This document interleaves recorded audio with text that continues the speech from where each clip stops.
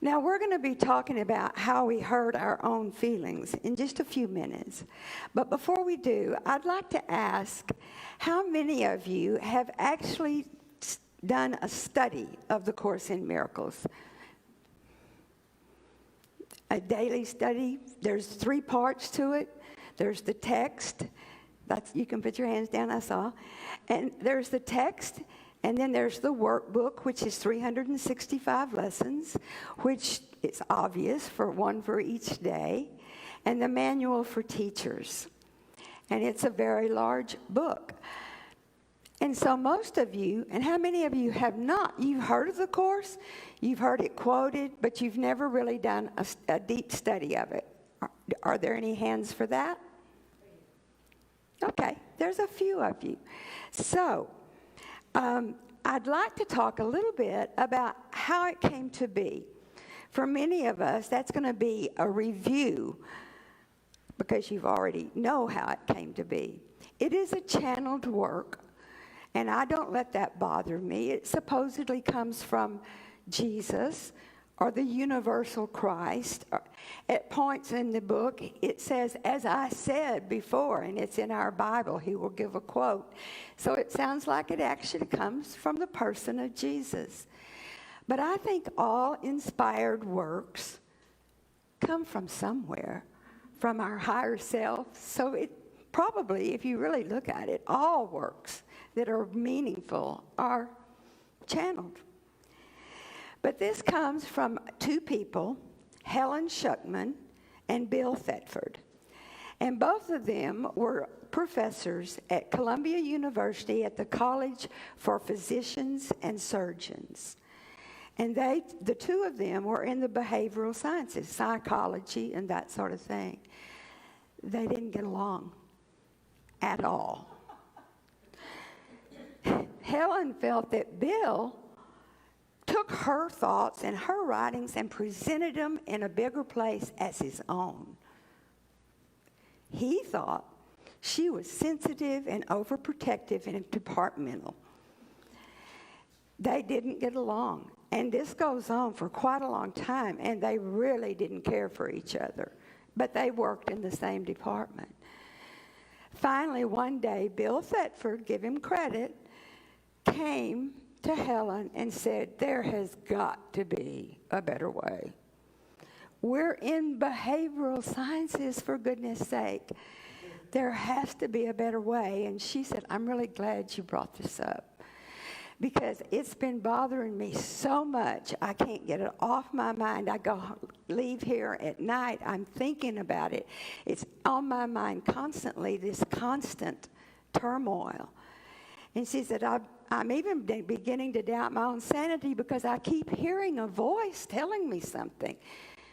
And Bill said, well, what does it say? And she says, this is a Course in Miracles. Write it down. And he looked at her and he said, well, for God's sake, write it down. Just like a man, isn't it? But she says, I've been trying. And she tries for a while. And because it's coming to her in automatic writing, where words are not even, they run into each other. It was hard to decipher. And it was in a language, in a prose, that was not familiar to 1960 United States Americans. It came more like 18th or 19th century English literature or something. It was in English, but it was difficult to understand. So Bill decides that he would help her in deciphering it. As it came to her, he would try to separate the words and make it make sense. It still didn't go very well. They still got on each other's natural nerves. And finally one day they were listening some of the words that were coming from this thing that she was getting. And says, you know, we need to be willing to see this differently and to work together. So they agreed to that little bit of willingness. And it's not to go unnoticed that in the Course in Miracles, that willingness is talked about umpteen jillion times throughout the book. It just takes our willingness to change our minds a little bit. So it's even possible. Back? Is that better? Okay, sorry. I've not done this before. So, is it possible that something good can come from mistakes? Absolutely. Mistakes are our learning tools. And it's possible that this entire book, The Course in Miracles, came because Helen Schucman and Bill Thetford got their feelings hurt. So, there's a quote in the book, The Course in Miracles, that said, what you think your brother did to you did not happen.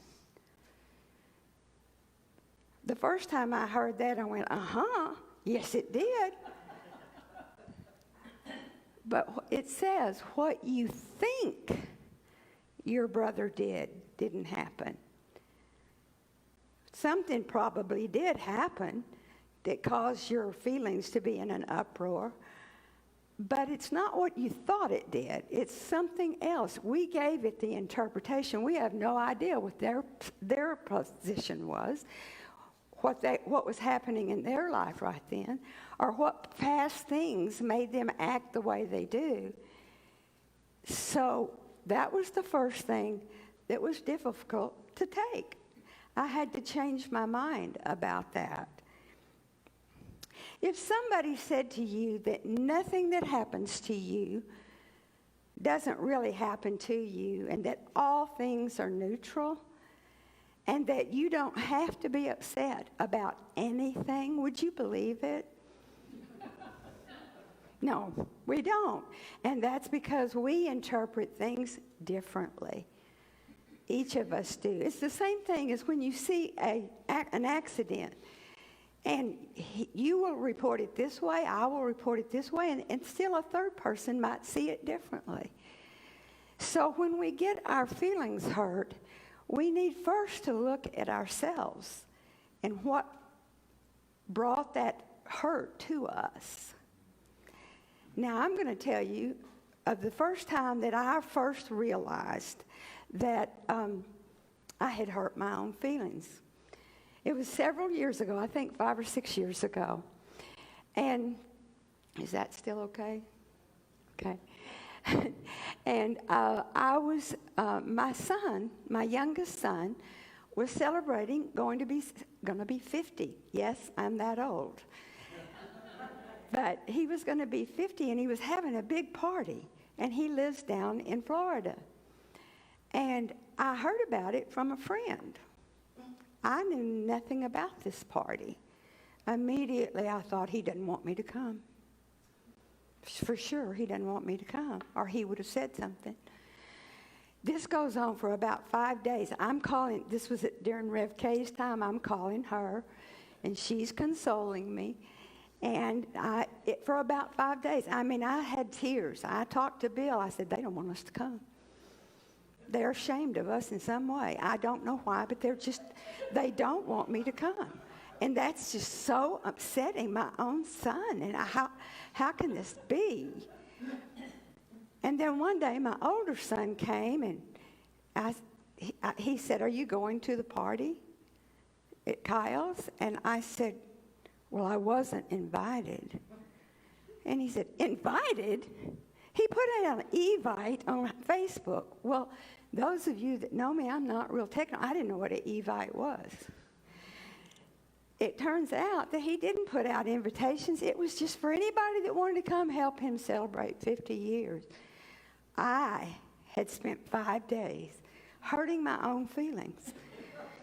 And I said that to Rev K, and he says, now you've got it, she said. Now you've got it. I'm sure she was listening to me those 5 days and just putting up with, she's going to get it one of these days, poor little thing.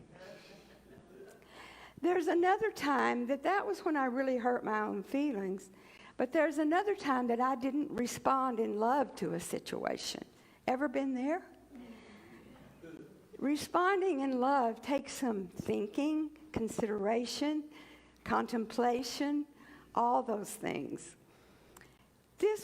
Bill wasn't feeling well, and we needed to go get a COVID test. And we were having trouble finding some place that we could just drive through and get a quick test for both of us. And somebody says, well, you might try the Modera Clinic. They do them. Not Moderna, Modera Clinic. I didn't even know where it was, but it was in Little Elm. So I thought that'd be great. So I called them. And they began to ask me a lot of questions, send pictures of my Medicare card, my supplemental card, both sides of it, send pictures of it. And for a non-techie, that's difficult. And so I'd gone through nearly a couple of hours and had spoken to two young men who sounded like teenagers. And I thought they're so incompetent because they ask, which is the primary insurance policy? Well, everybody knows Medicare is always the primary one, the other one isn't. And so I'm making all kinds of judgments on them. But I tried to handle it with ease and was okay. And the day I made the appointment. So I asked them, I said, do you have a drive-through? And they said, we have curbside. Now, to me, that meant, in my mind, my interpretation, they're going to come out to the curb and do the test, right? So we get there, and it says, when you pull up, call this number. So I call the number, thinking they're going to come out and do the test. And they say, now you must come. And then they said, we will call you when it's time to come in. I said, come in? For what? And says, to get your COVID test. I said, I thought it was curbside. No, just curbside check-in. Now, he's in a wheelchair, as y'all all know, and so that means me getting out, getting the chair, and the ramp to get up the curb is like a block down here. So I'm getting frustrated, and we get in, but I get him out, get him in there, and then we go in, and we have to wait both of us to be seen by a doctor. I have a doctor. I just need a COVID test. They come and check us out and actually make a prescription for Bill that he didn't need. We have a doctor and a prescription. But we went through it. 15 minutes later, COVID negative. Great. We get in the car and repeat the process of the wheelchair and getting back in. And I am really frustrated by this time because I had appointments that I needed to attend to. But I forgot about it. We got the test. It was over, right? But then in about 3 weeks, I get a bill for $340. And I'm going, what? None of my friends had to pay for a COVID test. So I said, well, I'm not going to pay it. That's ridiculous. I'm not paying it. And then I get the call from them saying, you're late. You need to pay this bill. And I said, you have both my insurance cards there. File it on the insurance card. And then I lost it. I said, and besides that, it took me 2 hours to cut. And I let them have it. I really did. And that was a call for love on my part. How could I have seen it differently? I could have thought, these young men, whether they're teenagers or not, they sounded very young, and they sounded not really up on information, but they are working and trying to make a break into the adult world maybe. And I could have seen that as love and helped them and been loving and not criticized them. There were all kinds of ways that I could have shown love, even if they were wrong. I could have shown love. The Course in Miracles tells us to resist, yes, to resist the temptation to feel like we've been unfairly treated. Doesn't that happen every day? Did you feel like the person in the line could goes on and is talking yappity yappity yap about nothing that has to do with the transaction, and you're waiting in line.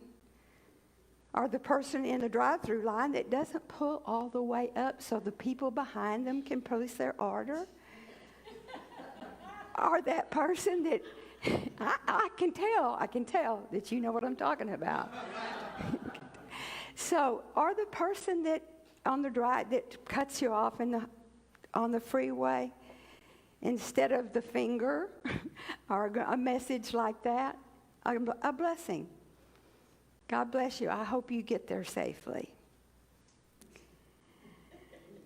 Yes, and remember that our own behavior, our bad behavior, is our cry for love. And how do we go to correct that? There's only one source, one Spirit, one God. And He will do all the comforting and all the explaining if we just take that time to do so. Now, the difference, I want to talk a little bit. I read something about it in the reading. But the difference in a fact and an interpretation. Now, we have gravity that holds us to the earth, that earth spins on its axis and creates this, and we don't doubt that. We don't argue about a fact. The sun is out there. The earth rotates around. It gives us day and night and day and night. That's a fact. We don't need to argue with that. But if somebody does something and we start saying, well, they did this because I know why they did this, then we're pointing a finger, and it's our egoic interpretation. And we're to stop and let God make this decision rather than ourselves. Now, the Course in Miracles says that it's always really easy. And every class that I've facilitated, everybody starts laughing. It isn't easy. It takes thought, and it takes practice and vigilance and commitment and all those things that we have trouble with. But it is simple. The difference, it is simple. Just come to God.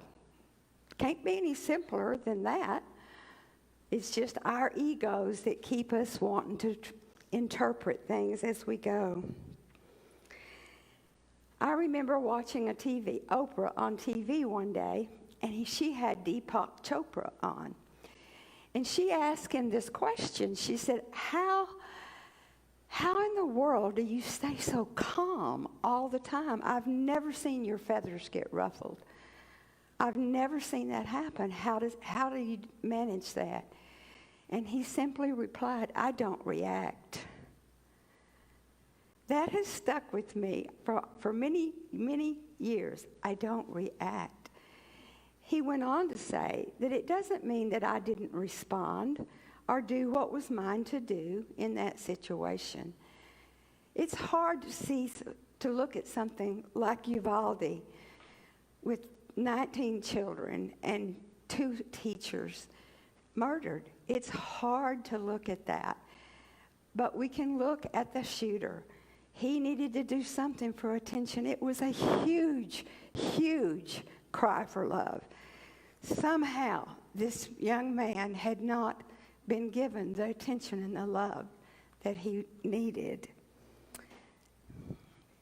So, here are a few things. When we get our buttons pushed, get our feathers ruffled, and get our goat gets gotten. In fact, do you know how that came about? How get your goat came about? Well, it's a racing term. They used to put a goat in with a horse to keep the horse calm before a race. And people would come steal the goat so that horse couldn't be comforted and do well in the race. I just thought maybe you'd want to know that. But here are some things that we can do. There's like 5 things here. When you get your feelings flustered and you feel like you've been unfairly treated, here are a few things that you can do. The first thing is stop and breathe count to 5. 10 is better if you have time, but sometimes you don't have that much time. And ask Spirit for help. Now, several of you, I've talked to you before, it's been a long time, about developing your own breath prayer. And some of the class that I'm facilitating have done that, and it's been very interesting. A breath prayer is 10 words or less that you practice saying over and over and over until it's so in your brain that when you're in trouble, you can count on it right like this. My breath prayer is, God, give me the willingness to love. That's mine. God, give me the willingness to love. So it needs to be just a few words, but say it over and over so that when that thing happens, then you can say that very quickly, and that will connect you with God, and then you can let Him help you make the decision.